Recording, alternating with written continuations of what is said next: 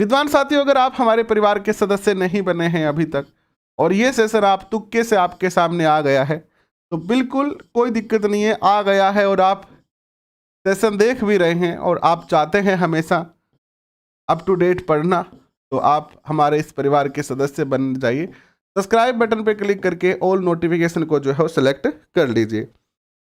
मानव विकास unit number 4 कक्षा 11, और हम कितना पढ़ चुके हैं देखिएगा। कितना पढ़ चुके हैं हम इतना पढ़ चुके हैं। हम कल वंशानुक्रम की बात कर रहे थे और वंशानुक्रम का क्या प्रभाव पड़ता है ये हमने देखा। आज हम डिस्कस करेंगे वंशानुक्रम के नियम क्या है। यानी हमने कल देखा था, कल हमने क्या देखा था कि दादा दादी, नाना नानी, माता पिता, इन दोनों का प्रभाव जो है वो बच्चों के ऊपर पड़ता है। यानी बच्चे जनरली कैसे होते हैं, माता पिता के ऊपर या फिर दादा दादी पर या फिर नाना नानी पर, है ना। इन्हीं से तो इनको जेनेटिक गुण मिलते हैं। क्योंकि नाना नानी जो है बालक के, मैं बालक के नाना नानी की बात कर रहा हूं, तो बालक के नाना नानी इसकी माता की क्या हो गए, माता पिता हो गए। तो इन दोनों के जो गुण है वो माँ में आ गए और इन दादा दादियों का गुण इसके पिता में आ गए। और अब पिता और माँ से जो है वो ये गुण कहाँ आ सकते हैं, बच्चों में आते हैं। तो आज हम इस वंशानुक्रम के नियम को पढ़ने वाले हैं कि वंशानुक्रम का नियम क्या है। क्या कई बार ऐसे क्वेश्चन पूछे गए हैं सी टेट में, री टेट में, कि एक होनहार प्रतिभाशाली माता पिता की संतान हमेशा ही होती है। ऑप्शन में आता है प्रतिभाशाली, हो सकता हो कि वो प्रतिभाशाली हो, प्रतिभाशाली नहीं होती, उपरोक्त में से कोई नहीं। तो ऐसे जो क्वेश्चन बनते हैं या वंशानुक्रम के रूल से संबंधित जो क्वेश्चन बनते हैं उसको आज हम कवर करने का प्रयास यहां पर इस सेशन में जो है वो करने वाले हैं। तो देखिए, पहला जो नियम आता है वो आता है बीज कोश की निरंतरता का नियम। बीज कोश की निरंतरता का जो नियम है वो ये कहता है विद्वान साथियों कि वंशानुक्रम जो है वो पीढ़ी दर पीढ़ी चलता रहता है, यह रुकता नहीं है, अर्थात वंशानुक्रम की निरंतरता होती है। यह नियम, इस नियम के अनुसार जन्म देने वाले बीजकोश कभी नष्ट नहीं होते हैं। इस नियम के जो प्रतिपादक हैं वो है बिशमैन। बिशमैन के अनुसार बीजकोश का कार्य केवल उत्पादक कोशिकाओं अर्थात जैन सेल का निर्माण करना है। जो बीजकोश बालक को अपने माता पिता से मिलता है वह अपनी अगली पीढ़ी में हस्तांतरित कर देता है। जैसे कि एग्जाम्पल के तौर पर ए का पुत्र है बी और सी की पुत्री है टी। सी से इसको बीजकोश प्राप्त हुए, ए को बी से बीजकोश प्राप्त हुए। अगर इन दोनों का विवाह हो गया तो इन दोनों से जो बीजकोश प्राप्त होंगे वो किसको होंगे, इनके पुत्र एक्स को होंगे। फिर एक्स का आगे चलकर किसी वाई से विवाह हो जाएगा, है ना। तो वाई, ये बीजकोश जो है वो वाई और एक्स से जो पुत्र प्राप्त होगा जड़ इसमें चला जाएगा या पुत्री प्राप्त होगी जो भी। तो इस प्रकार से हम ये कह सकते हैं कि बीजकोश निरंतर चलता रहता है, ये रुकता नहीं है, ये रुकता नहीं है, बीजकोश की निरंतरता होती है। पहला नियम। क्वेश्चन क्या बन सकता है, बीजकोश का नियम किसने दिया था, वंशानुक्रम में बीजकोश की निरंतरता का नियम किसने दिया था, तो बीजकोश की निरंतरता का नियम बिशमैन ने ही दिया था। इस प्रकार बीजकोश पीढ़ी दर पीढ़ी चलता है। पहला रूल समझ में आ गया। दूसरा रूल यह है समानता का नियम, लॉ ऑफ समानता। समानता का नियम क्या कहता है, इस नियम के अनुसार माता पिता होते हैं, इस नियम के अनुसार जैसे माता पिता होते हैं वैसे ही संतान होती है। संतान की शारीरिक रचना और मानसिक योग्यता उसके माता पिता से मिलती जुलती होती है। बट ये रूल सब पे लागू नहीं है। ये नहीं है कि अब ये कह दिया कि भाई मेरे जो, जैसे आपने पुरानी राजेश खन्ना की मूवी देखी होगी, देवानंद की मूवी देखी होगी, पुरानी मूवी में क्या होता था, एक अमिताभ बच्चन की भी मूवी देखी होगी आपने, एक आपने कोई मिल गया मूवी देखी होगी, फिर उसको कोई मिल गया का भाग 2 आया, क्रिस। तो ऐसी जो मूवी है उनमें क्या दिखाते हैं कि जैसे कोई मिल गया के अंदर जो रोहित नाम का लड़का था, उसका जो बेटा था वो भी वैसा का वैसा ही था, शक्ल से। यानी जैसे माता पिता, जैसे पिता थे वैसा ही बेटा, जैसी माता थी वैसा ही बेटी हो गया।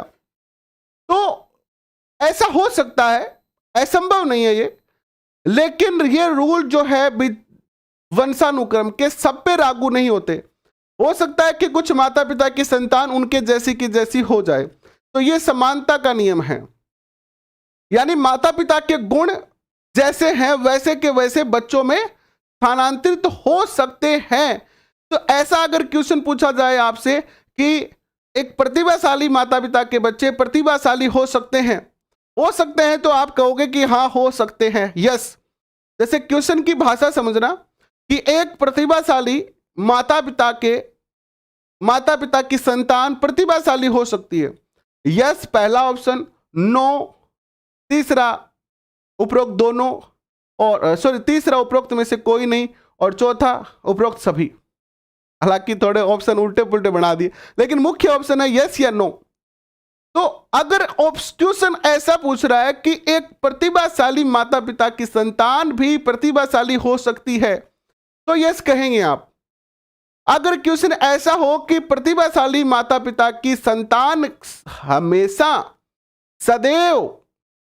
सदैव प्रतिभाशाली होती है, तो आप नो करेंगे, क्योंकि सदैव प्रतिभाशाली नहीं हो सकती, कुछ परिस्थितियों में हो सकती भी है, बट सदैव अगर लिखा आ जाए तो आप उसको नहीं करेंगे। ऐसी बात तो कई छोटी छोटी बातें हैं, ये छोटे छोटे शब्द है जो पेपर में एग्जामिनर पकड़ कर क्वेश्चन बनाता है, और यहां से अगर हमारी पकड़ अच्छी होगी तो हमारा उत्तर भी अच्छा होगा, वरना हम उत्तर गलत कर सकते हैं। तो ऐसे क्वेश्चनों पे खास तौर पर ध्यान रखना।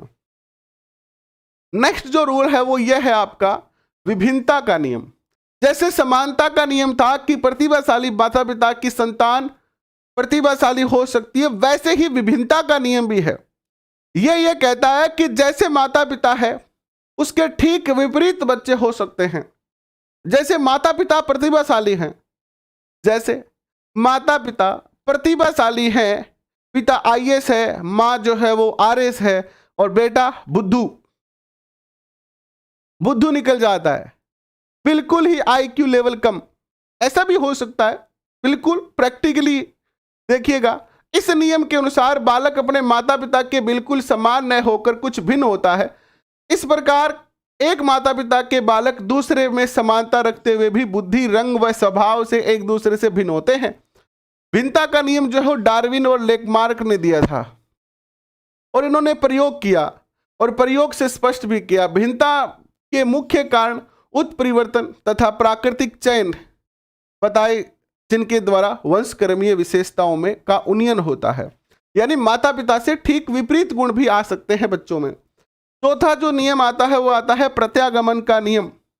प्रत्यागमन का नियम क्या कहता है कि इस नियम के अनुसार प्रकृति विशिष्ट गुणों की बजाय सामान्य गुणों को अधिक वितरण करके एक जाति के प्राणियों को एक ही तरह का बना देते हैं। जैसे आप कश्मीर के लोग देखोगे, कश्मीर के लोगों के गाल लाल लाल होते हैं। आप राजस्थान के लोगों को देखोगे तो उनके थोड़े मेरे जैसे काले काले होते हैं। अगर आप थोड़े और नीचे जाओगे नागालैंड की तरफ, तो वहां पे रंग और ज्यादा काला होता है। तो ऐसा क्यों? क्योंकि एक जो एनवायरनमेंट है, जैसे चीनी लोगों की आंखें बिल्कुल बंद होती है ना, होती है कि नहीं? नेपाली लोगों की अलग पहचान है, जापानी लोगों की अलग पहचान है।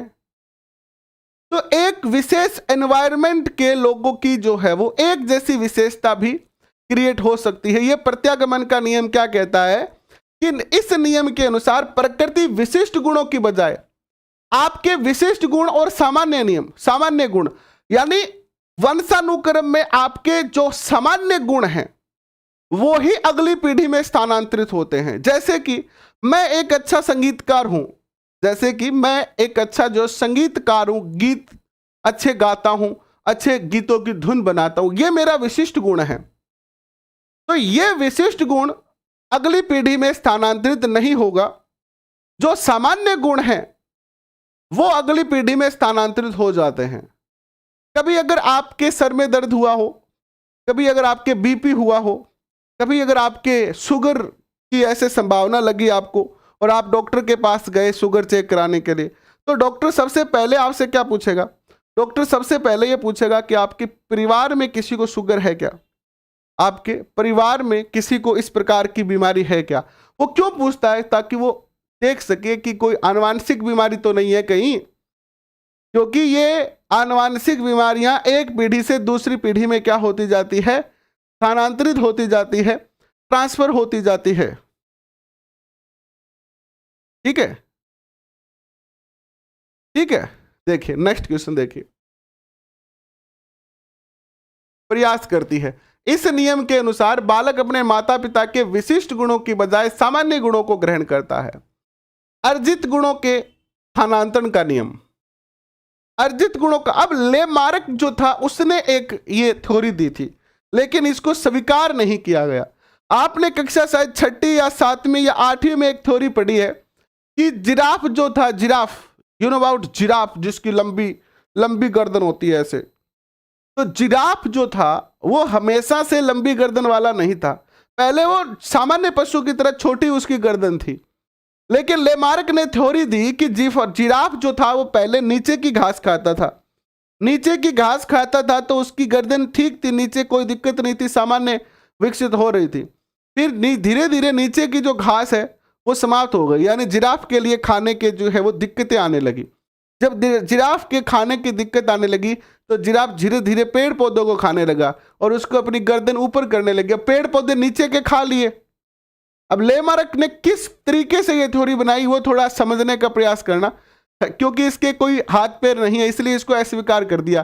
तो फिर पेड़ों को खाने लगा ऐसे ऊपर मुंह करके, ऐसे उसको गर्दन ऊंचा कर करके खाना पड़ता था। ठीक है, गर्दन ऊंचा कर करके खाना पड़ता था। तो लेमार्क कहता है कि धीरे धीरे पीढ़ी दर पीढ़ी जो है वो उसकी गर्दन लंबी लंबी लंबी लंबी होती गई, लंबी लंबी लंबी होती गई। बट जिराफ के ऊपर इन्होंने कोई ऐसा प्रयोग नहीं किया, है ना, ऐसा तो उन्होंने केवल एक थ्योरी क्रिएट करी। लेमार्क के अनुसार व्यक्तियों द्वारा अपने जीवन में जो कुछ भी अर्जित किया जाता है वह उनके द्वारा उत्पन्न किए जाने वाली संतति को स्थानांतरित कर दिया जाता है। इसका उदाहरण देते हुए लेमार्क ने कहा कि जिराफ पशु की गर्दन पहले बहुत कुछ घोड़े के समान थी, पर कुछ विशेष परिस्थितियों के कारण वह लंबी हो गई और उसका यह गुण अगली पीढ़ी में स्थानांतरित होने लगा। इस नियम की समालोचना की गई और पूर्णतः इसको स्वीकार नहीं किया गया। लोग क्या कर रहा है? बावड़ा लोग क्या बोला? लेमार्क ने बोला कि बावड़ा ये थ्योरी दी है यार, यहाँ तो मैं या आदमी हो, मानस हो, या एक पुरुष जो होता है वो सेविंग कर रहा है। आप देख रहे होंगे कि पुरुष जो है वो सेविंग कर रहा है कि नहीं कर रहा है? प्राचीन काल से ही करता आ रहा है। तो अब तक तो जो नई पीढ़ी आती थी उसके मूछ दाढ़ी आनी बंद हो जानी चाहिए थी, हो जानी चाहिए कि नहीं हो जानी चाहिए? अगर लेमार्क के सिद्धांत पे चले तो 10 एक पीढ़ी बाद में जो मूछ दाढ़ी हमारे आती है पुरुषों के, वो आनी बंद हो जानी चाहिए।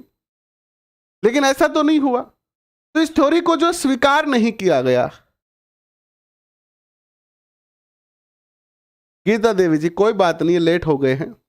एक बार सारे बच्चे ना लाइक बटन दबा के शेयर जरूर कर दे, क्योंकि जब तक शेयर नहीं करोगे, आप लाइक नहीं करोगे, आप अच्छे कमेंट नहीं करोगे, तब तक यूट्यूब को लगेगा नहीं कि ये क्लास आपको पसंद आ रही है, और वो अगले बच्चों के साथ शेयर नहीं करेगा। तो थोड़ा सा आप थोड़ा सा कष्ट कर सकते हैं, मुझे पता है आपको इससे कष्ट तो होता होगा, क्योंकि शेयर करने में और लाइक करने में थोड़ा सा आपको ऐसे मेहनत करनी पड़ती है, लेकिन थोड़ी सी मेहनत आप मेरे लिए कर सकते हैं, तो प्लीज करिएगा जरूर। इसके बाद आता है प्रभाविकता एवं वियोग का नियम। प्रभाविकता और वियोग का नियम क्या कहता है? मेंडल ने दिया था, मेंडल ने वो मटर पे प्रयोग किया था, टी टी और टी, छोटी टी बड़ी टी वाला जो प्रयोग था आपने पढ़ा भी है। मटर पर प्रयोग कर मेंडल ने बताया कि माता पिता में से जिसका गुण प्रभावी होता है वह अगली पीढ़ी में दिखाई देता है और दूसरे जनक का गुण लुप्त या छुप जाता है। इसे प्रभाव का नियम कहते हैं। उन्होंने बताया कि वर्ण संकर प्राणी या जाति आने वाली पीढ़ी में अपनी मौलिक या सामान्य रूप की ओर अग्रसर होता है, यानी किसी एक पीढ़ी में दो गुणों का मेल आगे चलकर अलग अलग गुणों के रूप में प्रदर्शित होता है। इसे वियोग का नियम कहा गया। अब जो मेंडल थे ना, इन्होंने ये कहा कि भैया देखो, जब शादी होती है लड़का और लड़की की, तो शादी के बाद जब महिला प्रेग्नेंट होती है तो अब लड़का और लड़की में जिसके गुण ज्यादा प्रभावी होंगे, यानी पति और पत्नी में जिसके गुण ज्यादा प्रभावी होंगे, भाई दोनों के मध्य युद्ध होगा। गुणों के मध्य जो जेनेटिक गुणसूत्र जा रहे हैं उनके मध्य युद्ध होगा, और अगर जिसका जीत जाएगा ना, उसका तो अगली पीढ़ी में स्थानांतरित हो जाएगा और जिसका हार जाएगा वो लुप्त हो जाएगा। जनरली ये देखा गया है कि जब लड़का होता है तो उसमें जनरली पिता के जो गुण है वो ज्यादा दिखाई देते हैं, और लड़की में पिता के गुण जो है वो लुप्त हो जाते हैं और माता के गुण जो है ज्यादा प्रदर्शित होते हैं। बट ऐसा कोई जरूरी नहीं है, कभी कभी माता के गुण भी जो है वो लड़के में दिखाई दे सकते हैं, यानी लड़के की जो शक्ल सूरत है वो माँ जैसी हो सकती है। तो जिसका गुण ज्यादा प्रभावी होगा उसका गुण जो है वो अगली पीढ़ी में स्थानांतरित हो जाएगा, और जिसका गुण नहीं मजबूत होगा वो क्या हो जाएगा, लुप्त हो जाएगा। सीधा सा थ्योरी यही है, बाकी तो पढ़ ही सकते हो आप लिखा हुआ तो। इसके बाद आता है आपका मानव विकास पर वंशानुक्रम का प्रभाव। मानव विकास पर क्या प्रभाव पड़ता है वंशानुक्रम का? पहला प्रभाव है मूल शक्तियों का प्रभाव। वंशानुक्रम का क्या प्रभाव पड़ता है आपके ऊपर? आपके माता पिता, दादा दादी और नाना नानी का क्या प्रभाव पड़ा है? आइए इसकी चर्चा करते हैं।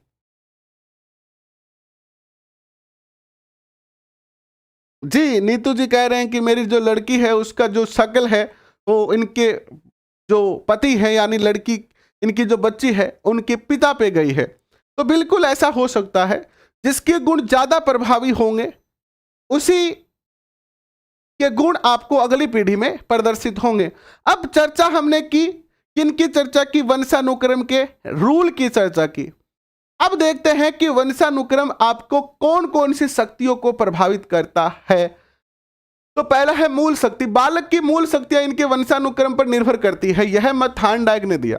थार्नडाइक ने 50 जुड़वा बच्चों की समानता जानने के लिए उन पर अध्ययन किया 6 प्रकार की मानसिक परीक्षाओं के आधार पर। इसको मैं और ज्यादा सरल भाषा में समझाता हूं, देखिएगा। जैसे कि एक पति पत्नी है ए और बी। ए और बी की हाइट कितनी है, यानी उनकी ऊंचाई कितनी है, वो मोटे हैं कि पतले हैं। उनके पिता जो ए है उसके बाल जो है वो उड़ गए हैं कि अभी बाल हैं। इनके जो है वो देखना, मैं एक उदाहरण देके बता रहा हूं। इनके पहला एक लड़का हुआ, ठीक है, चलो पहले लड़की करते हैं, लड़की हुई और दूसरा जो इनके क्या हुआ, लड़का हुआ।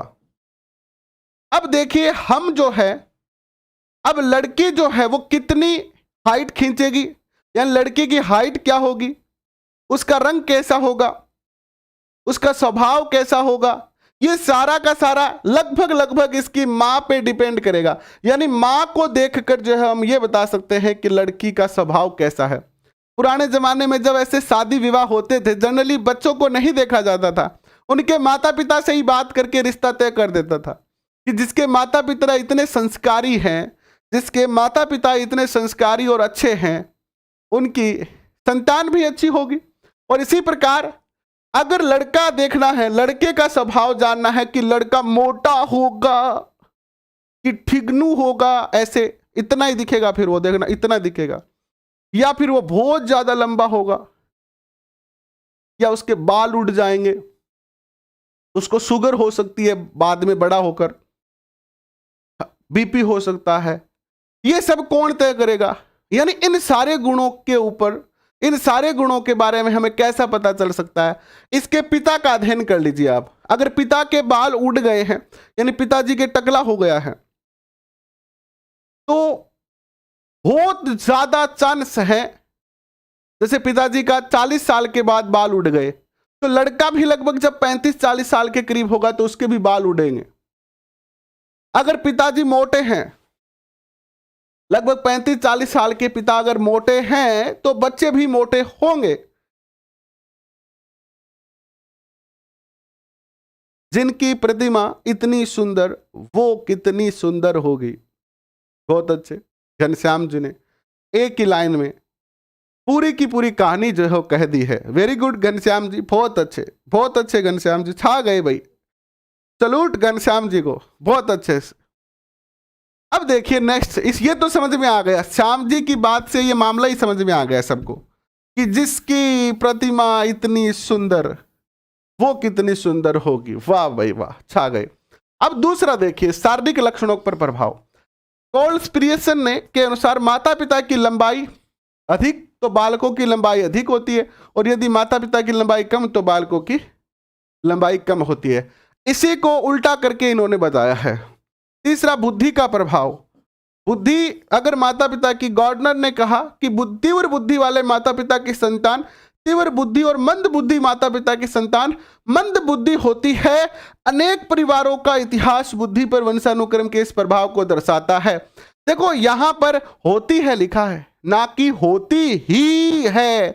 अगर यहां पर मैं ही और जोड़ देता, संतान मंद बुद्धि होती ही है तो ये मामला गलत हो जाता। होती है, जनरली होती है। मंद बुद्धि बालकों के माता पिता जो है वो, मंद बुद्धि माता पिता की संतान मंद बुद्धि होती है। लेकिन ये ऐसा नहीं है कि बिल्कुल 100% ऐसा ही होगा सबके साथ, ऐसा नहीं है। 100% सबके साथ ऐसा होगा नहीं है। बहुत सारे केस ऐसे भी होते हैं जहां मंद बुद्धि माता पिता की संतान जो है वो, मंद बुद्धि माता पिता की जो संतान है वो प्रखर बुद्धि हो सकती है, वो प्रतिभाशाली हो सकती है। और बहुत बार ऐसा भी देखा गया है कि प्रतिभाशाली माता पिता की जो संतान है वो मंद बुद्धि हो सकती है। तो ऐसा नहीं है कि बिल्कुल होगा। किसी भी रूल का जो है वो, किसी भी रूल का लागू होना परिस्थिति और सब पे लागू होना नहीं है। यहां पर जितने भी हम नियम पढ़ रहे हैं वो सब पे लागू नहीं होते। हाँ, ऐसा हो सकता है, ऐसा कुछ में हो सकता है, कुछ में ना भी हो। तो ये अलग अलग रूल है जो कि आपको बताए जा रहे हैं, बट सब पे एक रूल आप सब पे लागू नहीं कर सकते हैं। इसके बाद देखिए, व्यवसायिक कुशलता का भी प्रभाव पड़ता है। केटल का मत है कि व्यवसायिक कुशलता का मुख्य कारण वंशानुक्रम है। उन्होंने यह निष्कर्ष अमेरिका में 885 वैज्ञानिक के परिवारों पर अध्ययन करके निकाला, जिसमें उन्होंने बताया कि इन परिवारों में से 215 व्यवसायी वर्ग के एक आधे उत्पादक वर्ग और केवल 1/4 कृषि वर्ग के कार्य करने वाले थे। यानी माता पिता का व्यवसाय कैसा है वैसा ही व्यवसाय जो है वो बच्चे भी करेंगे। बट ये मुझे आज के संदर्भ में ऐसा ही नहीं लग रहा है। जनरली मैं देख रहा हूं कि मैं खुद किसान परिवार से हूं। आप में से बहुत सारे लोग ऐसे हैं जिनके पिता खेती करते हैं, माता घर का काम करती है, यानी हाउस वाइफ है। और मेरे जैसे कई लोग ऐसे हैं जिनकी मां ज्यादा पढ़ी लिखी नहीं है, पिता भी पढ़े लिखे नहीं है, लेकिन फिर भी आज आप पढ़ रहे हो। आपके घर में कोई गवर्नमेंट एम्प्लॉय नहीं है। हिसाब से तो इस रूल के अकॉर्डिंग देखे कि भैया पिताजी खेती कर रहे हैं, पिताजी अगर खेती कर रहे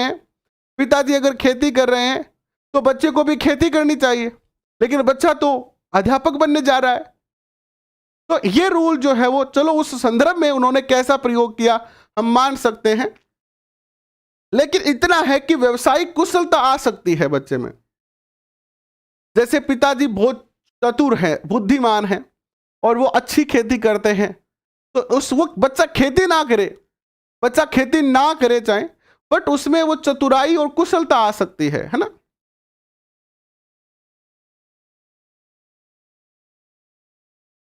हाँ, यही बात मैं कह रहा हूं कि अनपढ़ माता पिता के बच्चे भी इंजीनियर है, तो ये रूल लागू नहीं होता है, आज के संदर्भ में लागू नहीं होता है।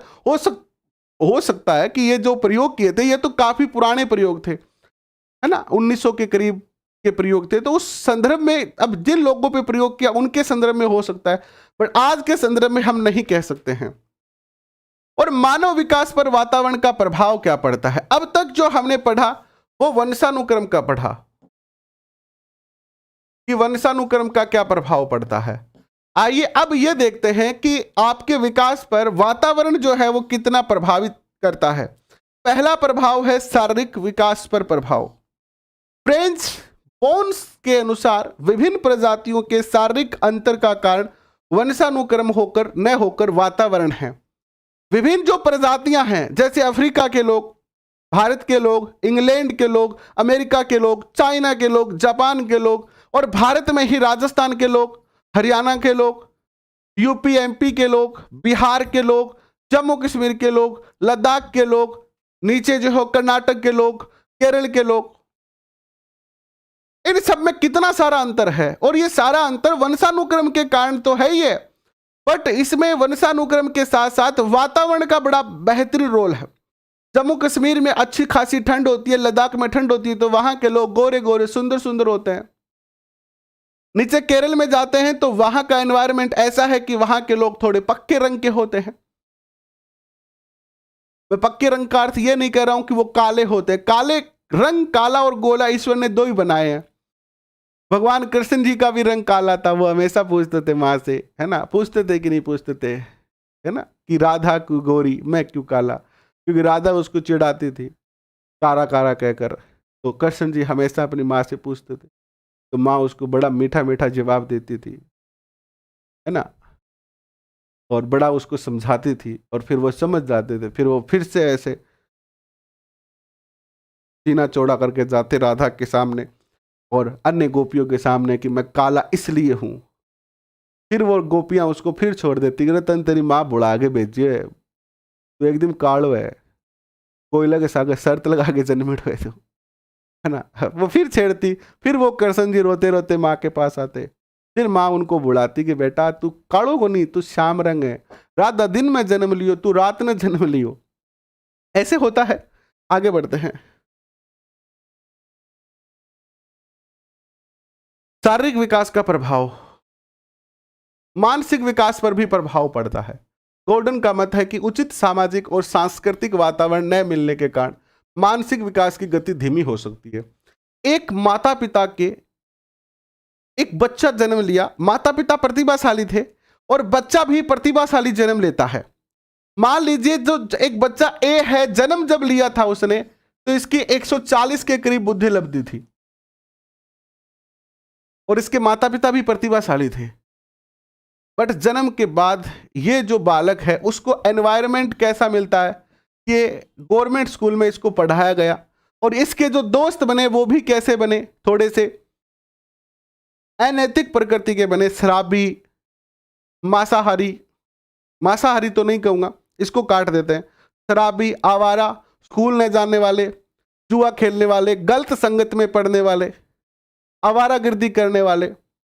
तो धीरे धीरे ऐसे लोगों की संगत में रहकर, ऐसे लोगों की संगत में रहकर इस बालक की जो 140 बुद्धि लब्धि थी ना, उसका कोई उपयोग नहीं हुआ और ये क्या हो गई, छुप गई, और उसके अंदर जो है वो अवगुण आते गए और ये हमेशा ही पढ़ाई में कमजोर रहा।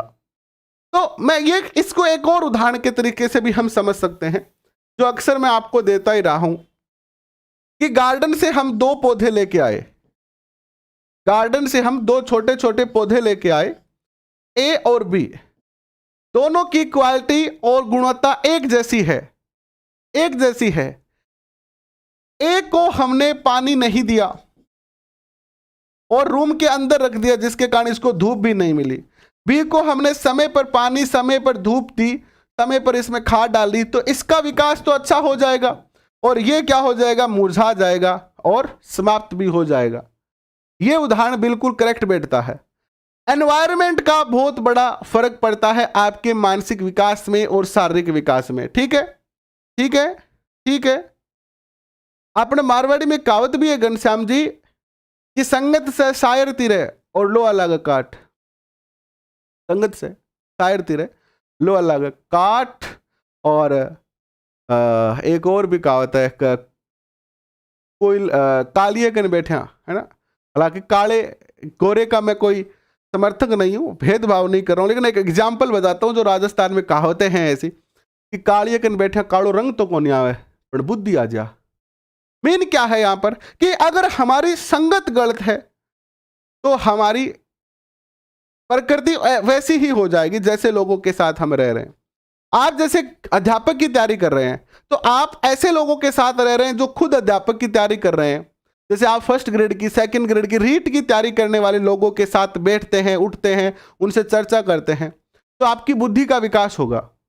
और आप जो है वो, अगर आप में से कोई व्यक्ति ऐसे बच्चों के साथ मिलता है जो गलियों में घूमते हैं और रील बनाते हैं यूट्यूब और इंस्टाग्राम और फेसबुक पर, है ना, सारे दिन काचा बादाम गाने पे रील बनाते रहते हैं, तो फिर आपके ऊपर क्या इफेक्ट पड़ेगा? या तो वो बंदा सुधर जाएगा या आप बिगड़ जाओगे, या आप बिगड़ जाओगे। एक तो बिगड़ेगा ना, एक की तो प्रकृति बदलेगी ही ना। तो जैसे लोगों के साथ हम मिलेंगे हमारी प्रकृति भी वैसी ही हो जाएगी।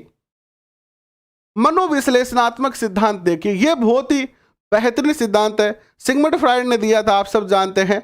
मनोविश्लेषणात्मक सिद्धांत मुख्यतः फ्राइड और एरिक्सन के व्यक्तिगत विकास सिद्धांत को सम्मिलित किया जाता है। सिगमंड फ्राइड ने मनोविश्लेषण सिद्धांत और एरिक एरिक्सन के मनोसामाजिक सिद्धांत का प्रतिपादन किया, जो मानव विकास के जन्म से लेकर प्रौढ़ावस्था तक का अवस्थाओं का अध्ययन है। फ्राइड का मनोविश्लेषणात्मक सिद्धांत समझते हैं पहले। फ्राइड को मनोविश्लेषण सिद्धांत का जनक माना जाता है। उसने सर्वप्रथम व्यक्तित्व और उपचार पद्धति स्वीकार्य सिद्धांत विकसित किए। उनके मनोविश्लेषण के अनुसार मन की कार्य पद्धति संघर्षों के रूप में प्रदर्शित होती है।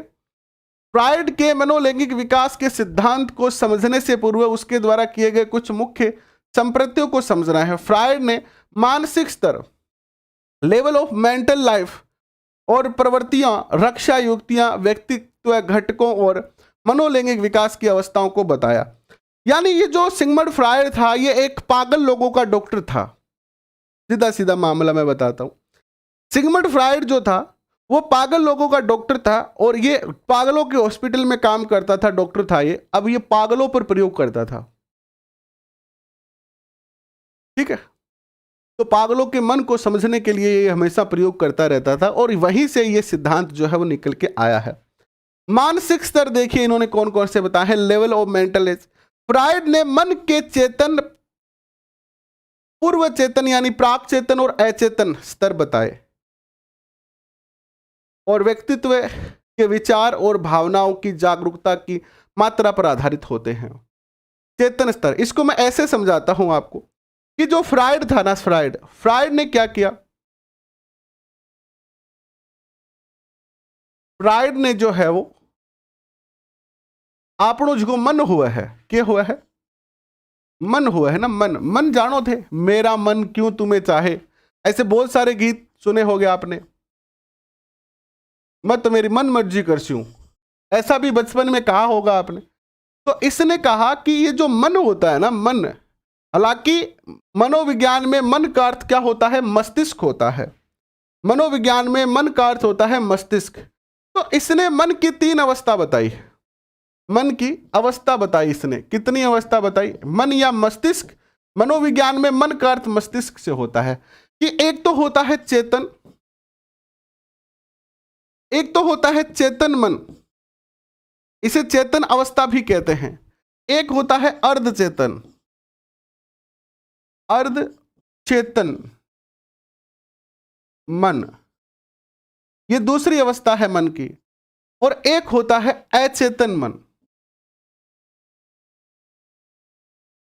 अचेतन मन।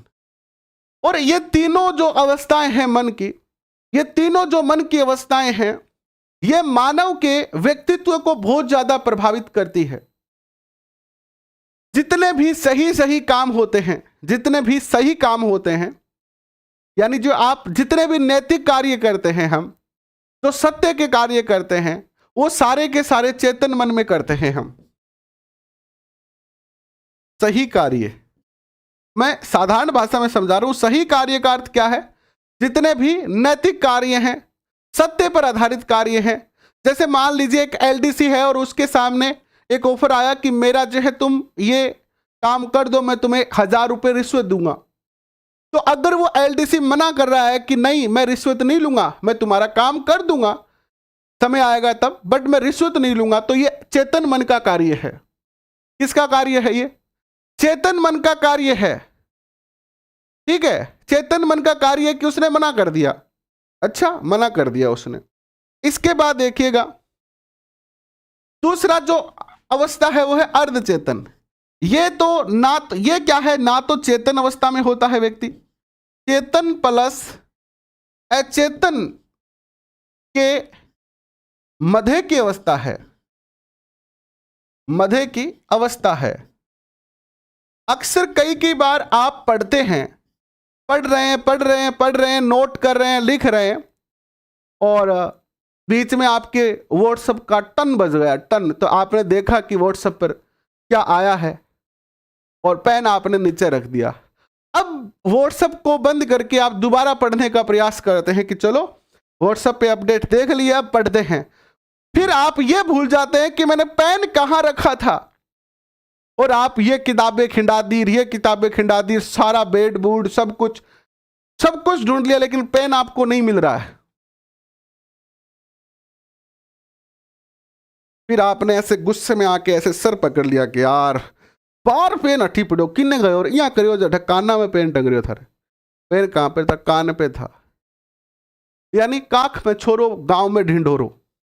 काख में छोरो, काख यानी गोद में छोरा, बगल में ढिंढोरा। यानी ये एक ऐसी अवस्था होती है कि आप चीजों को भूल जाते हैं, और जब बहुत ज्यादा जोर देते हैं तो वो तुरंत आपको याद आ जाती है। कभी कभी आप अपनी चाबी रख के भूल जाते हैं, पेन रख के भूल जाते हैं, आपके पासवर्ड भूल जाते हैं, और फिर थोड़ी देर याद करते हैं तो याद आ जाता है। यानी ये अर्धचेतन अवस्था होती है। ये ज्यादा हमारे लिए महत्वपूर्ण नहीं है। अगली जो अवस्था आती है वो आती है अचेतन अवस्था। ये बड़ी खतरनाक होती है। जितने भी बुरे काम हैं, बुरा काम, ये सारे करवाती है, ये बुरे कार्य करवाती है। इधर इस बंदे ने क्या किया कि ना भाई जी मैं रिश्वत को लूं, मैं ईमानदार हूं। छुट्टी करके घर गया, पत्नी बोली शानो काल अपनी मैरिज एनिवर्सरी थारे याद है? बोले याद क्यों नहीं, याद तो है मेरे ही तो ब्याह हो तेरे साथ है। बावली वो दिन मैं क्या भूल सकूं, तो थे मैंने के देशो। अब एलडीसी बेचारे की तनख्वाह कितनी होती है? 20-30 हज़ार रुपये होती है। अभी तनख्वाह मिलने में टाइम है। अब एंगे तो दिमाग में फंस की बात कि अब क्या करा। बोले तन में बहुत बढ़िया गिफ्ट दूंगा, लेकिन इसके पास पैसे नहीं है। लेकिन अब ये जो इसका अचेतन मन है ना, ये प्रभावी हो जाएगा। ये कहेगा कोई बात नहीं, करेगा जुगाड़ करेगा। और ये दूसरे दिन जाता है, इसको कहता है ऐसा कर, तेरा काम करेंगे, तू मुझे कल मिलना शाम को 5 बजे जब मैं ऑफिस से जाऊं तब। उससे 1000 रुपये लेगा, इसकी फाइल पकड़ाएगा काम करके, और फिर 1000 रुपये का अपनी पत्नी को गिफ्ट ला के दे देगा। तो जितने भी गलत काम होते हैं अचेतन मन से होते हैं। अचेतन में हमारी दबी हुई इच्छाएं रहती है, अधूरी इच्छा, अधूरी इच्छाएं, जो इच्छाएं आपकी पूरी नहीं हो पाती हैं। जैसे कि आपने सोचा था कि 2021 रीट अगर मैं रीट में पेपर पास करके और जो बुलेट बाइक लेके आऊंगा, गाड़ी लाऊंगा। बचपन में आपने बहुत सारी चीजें सोची थी और वो इच्छाएं आपकी पूरी नहीं हो पाती है। वो सारी की सारी इन इच्छाओं को कहां पर इकट्ठा किया जाता है? इस अचेतन मन में इकट्ठा कर दिया जाता है। और आपको जब भी मौका मिलेगा इन इच्छाओं को पूरा करने का, जैसे आप इधर 3rd ग्रेड की ज्वाइनिंग ली और पहली सैलरी आई और आपके मन में तुरंत इच्छा पुट से फुदक से आ जाएगी, यार कहो नहीं गए बुलेट ले आऊंगा। ये अचेतन मन चेतन मन से कहेगा कि तू कह रहा था ना कि मास्टर लागता ही बुलेट बाइक लेके आऊंगा, अब तो लाग ही गए हो, 30,000 रुपया तनख्वाह में लगी गए, बुलेट बाइक का किए के लाख 1.5 लाख रुपया 2 लाख रुपया लगा, किस्त में लिया 5-5 हजार रुपये की किस्त भरबो करी। अरे चेतन मन ये कह रहा है कि बेटा अभी तो लाग गए है, पहली सैलरी अपन क्या करेंगे, परिवार वालों के लिए गिफ्ट लेके जाएंगे। अब चेतन और अचेतन मन के अंदर द्वंद्व शुरू हो जाएगा। अगर चेतन जीत गया तो आप अच्छे काम करोगे और सोच समझ के डिसीजन लोगे, और अगर अचेतन जीत गया तो आप कोई भी अपनी मन मर्जी का डिसीजन ले सकते हो। जनरली जो है वो, चाहे मैं हूं चाहे आप हो, हमारे अंदर अचेतन मन कहीं ना कहीं जीत जाता है। ये बड़ा खतरनाक होता है, इसकी पावर ज्यादा होती है, क्योंकि ये 90% होता है, ये 90% होता है। यानी चेतन अवस्था तो हमारी 1/10 भाग ही होती है। इसकी तुलना जो है वो सिगमंड फ्राइड ने समुद्र में तैरते हुए हिमखंड से की है, जिसका 1 भाग ही है ये, यानी 1 भाग ऊपर होता है, बाकी 90 नीचे होता है। और ये 90 जो होता है वो कौन सा होता है, ये होता है 90% अचेतन मन। तो ये सिगमंड फ्राइड ने इसका जो है वो विश्लेषण किया। आइए इसको समझते हैं, आइए इसको समझने का प्रयास करते हैं, क्या है ये।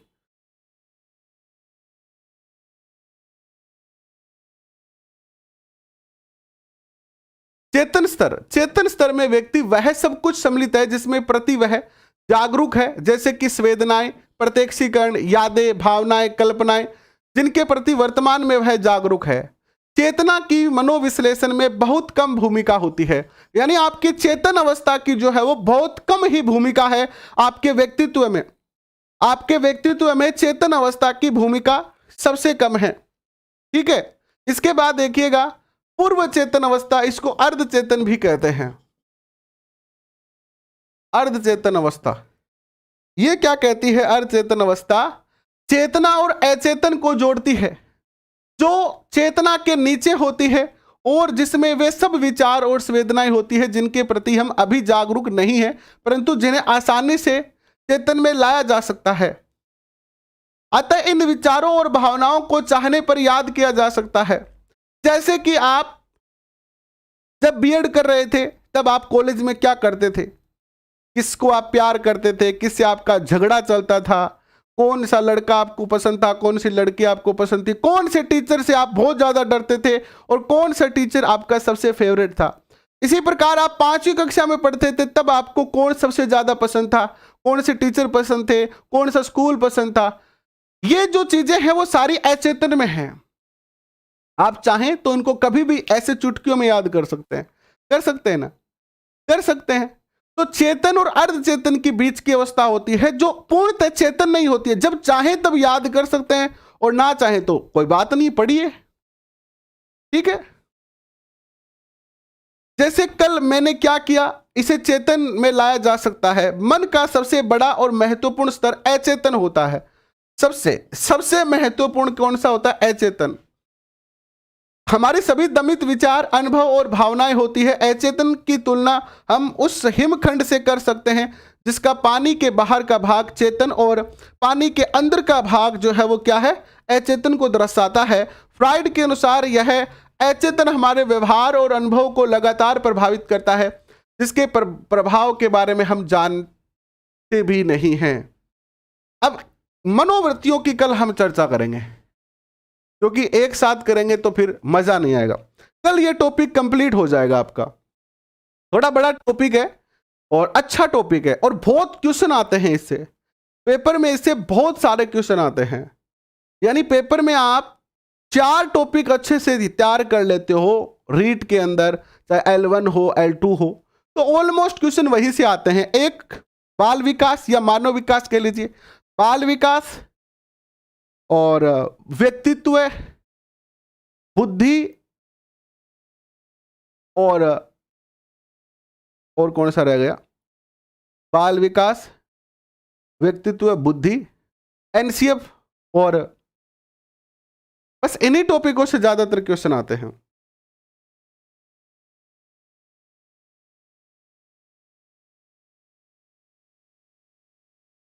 तो आशा करता हूं कि आज का सेशन आपको पसंद आया होगा। और अभी अपने पास समय है, मनोविज्ञान के 30 क्वेश्चन आते हैं आपके रीट में, उनकी जिम्मेदारी मेरी है। जब ये हो जाएगा आपका कक्षा 11 और 12, इसके बाद का प्लान ये है कि ये क्लास निरंतर 2 बजे वाली, हम 1:30 बजे वाली क्लास चलाएंगे। तो अभी हम 11-12 कर रहे हैं, 11-12 कंप्लीट हो जाने के बाद हम सी-टेट 2011 से लेकर 2021 तक के सारे पेपर करेंगे, रीट 2011 से लेकर 21 तक के सारे पेपर करेंगे, MP TET, UP TET, H TET के सारे पेपर करेंगे। सारे पेपरों का विश्लेषण आपके सामने रखूंगा और मेरी जिम्मेदारी है आप निरंतर रहिए। 28 क्वेश्चन सही आपके 100% होंगे, 100% होंगे, और वो भी आपकी मेहनत से होंगे, कोई नकल से नहीं होंगे। हमारी वैसे कोचिंग वाली बात नहीं है कि आपका 100% सिलेक्शन होगा ही नहीं, आप मेहनत करेंगे, हम आपकी मेहनत को आसान करेंगे और आप पढ़ के बेहतरीन तरीके से नंबर लेके आएंगे। अभी के लिए बस इतना ही, मिलते हैं रात को 8:30 बजे, तब तक के लिए बहुत बहुत धन्यवाद, थैंक यू।